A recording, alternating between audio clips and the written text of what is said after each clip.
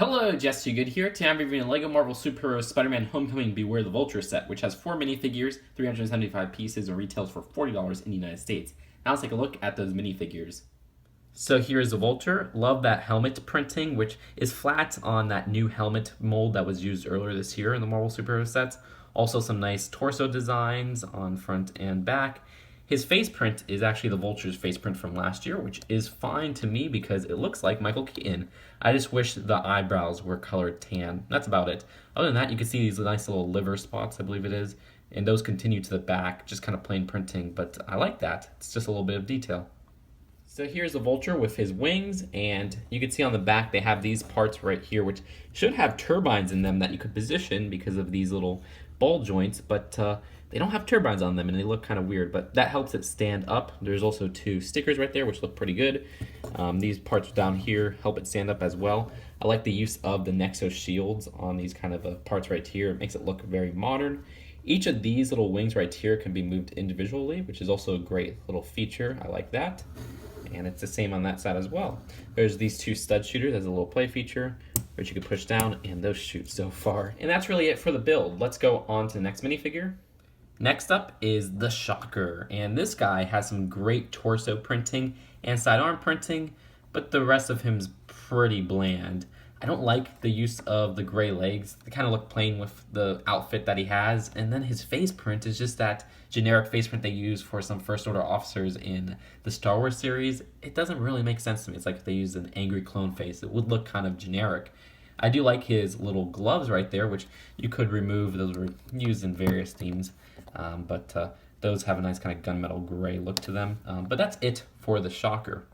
So here is Spider-Man. This is the Spider-Man Homecoming one, who has these little power blasters right here in white, which you push on that, and they kind of fly out. It's harder than I thought. Wow, this really didn't work this time around.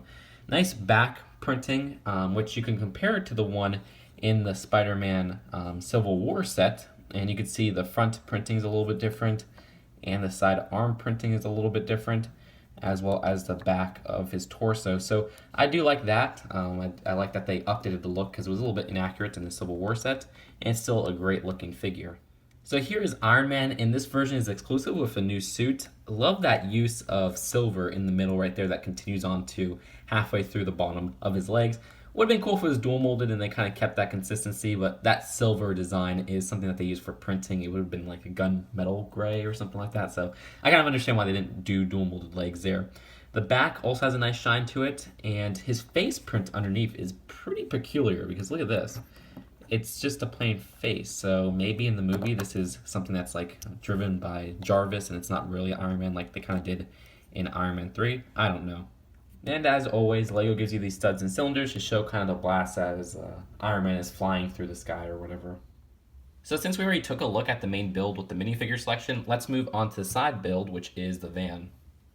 So here is the white van of the set, and I like the white colors and all the scratches and everything. It goes well with the light gray, but then they have these weird gaps, like this part right here with the yellow, and on the back right here with this plate that's a dark gray. It just doesn't really match, and it looks very awkward. I don't like how this kind of back door is just popping out. There are some stickers to kind of show more details, like this back part that says, "How's my driving?" and then they wrote "shocking."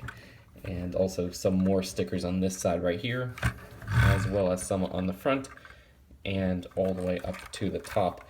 Now this top part does open, and all you have to do is lift these 2 parts up, and then you can pull out this nice stud shooter, which is one of those 6 stud shooters, and they do shoot pretty far, so let's just kind of try that out. And you just kind of have to go through this, and you can see all the studs just shooting way out, and that's always fun to play around with. And for the inside of the vehicle, you got some crates with some stickers on it. And inside one of them, they do include this little kind of nozzle right here. I'm not exactly sure what this is for. It's probably something from the movie. And then inside the other one, I just kind of put some of the extra studs that they give you. So you could just add those to the blaster.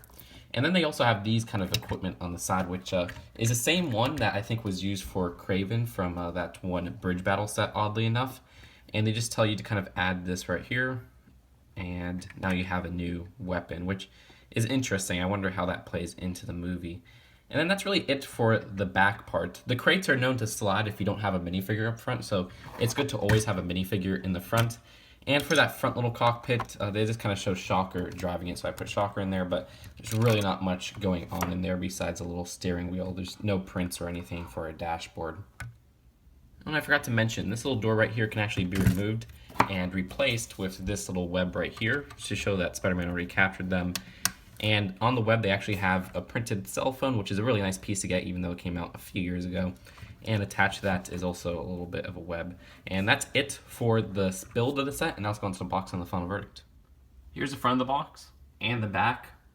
And they include a comic, which we've looked at before in other videos, and 2 instruction booklets, but for some reason, I think I lost the first one.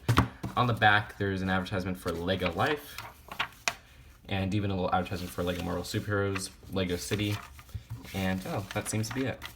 So overall, this is a pretty good LEGO Marvel Superhero set. We don't get too many $40 ones, but there's some good choices in here, and then there's some bad choices that just level out to a pretty good one. For the good choices, I love the Vulture's design. I love the minifigure. There's one part I don't like about it, and we'll get to that later. I even like the face print they used underneath, which fits Michael Keaton in my opinion. I think his face should have been a little bit more tan in terms of the actual hair, but that's not a big problem. The van itself is a good design, not great. I'll get to those parts later. And then the minifigure selection besides Vulture, which is a great minifigure. I like the new Iron Man suit because it's always nice getting new Iron Man suits. It's okay that they use the same Spider-Man as a $20 set. I mean, at least he's not in like 4 sets. Like, this movie didn't get 4 sets, so it's not like anything too repetitive. It's a great design, I still think. I love the printing on the sides, the dual molded legs, all of that.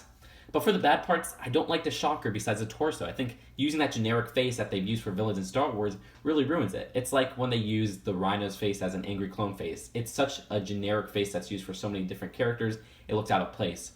Same with the plain kind of legs, I don't like that. I think the rest of the kind of minifigure is detailed. It works for, say, the Vulture because we don't see too many dark green, it kind of matches the top of him. So I don't know. I don't really like that on the Shocker. I don't like the gaps in this little van right here. They look awkward here, and then on the back, I wish this was something that was inside the car, this little kind of trap door or back part. Of course, you could use that as part of the play feature, so I understand kind of why they made it pointing out, but I think it would have looked better if they just kind of did that play feature and made it a little bit more inside, because it just looks awkward with that door just kind of popping out at the back. And then the design of Vulture, which I said I didn't like, are these little holes right here. It just looks awkward. It's supposed to have turbines there, and because it's lacking those turbines, it looks like it's missing something. But those do help it stand up, so I do appreciate that at least. So as a whole, I'd rate this at a B. I think it's a good price for $40.